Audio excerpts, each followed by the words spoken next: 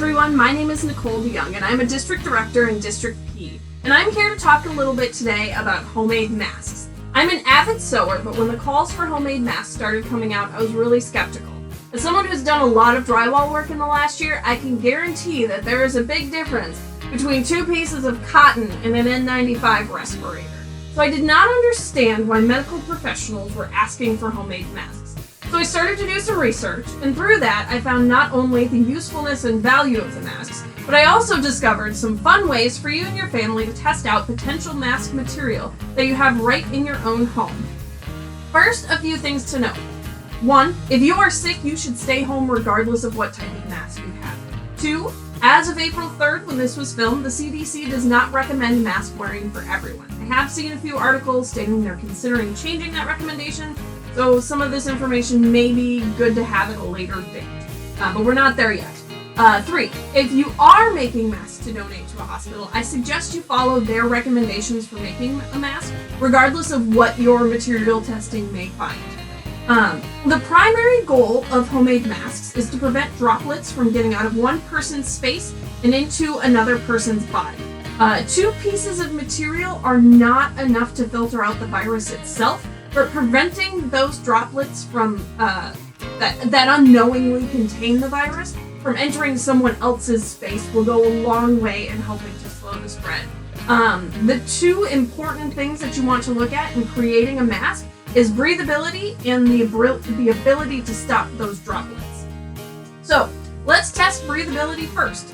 Here I've got a few suggested types of material that I've seen for both sewing a mask and for just using as like a makeshift mask. So I've got a bandana, a t-shirt, some just random flannel material, a high thread count pillowcase, a scarf, and some paper towel. So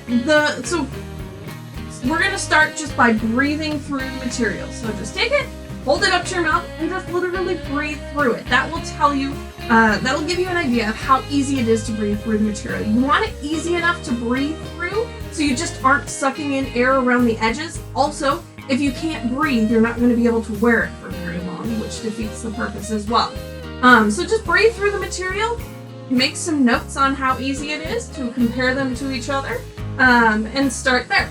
Next, we want to look at the ability of the material to stop water.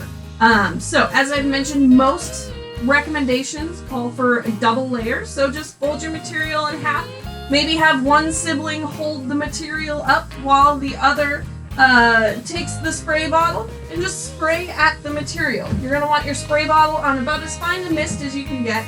And just take a look and see how much gets through, how much, maybe look at the absorbency, things like that.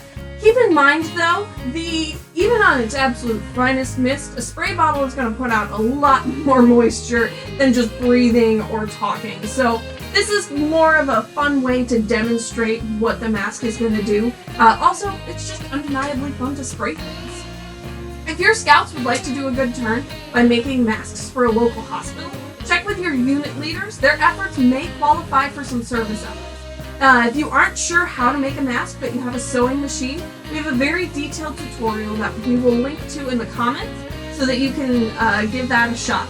Thank you so much for watching, and I hope all of you have fun experimenting with materials in your home.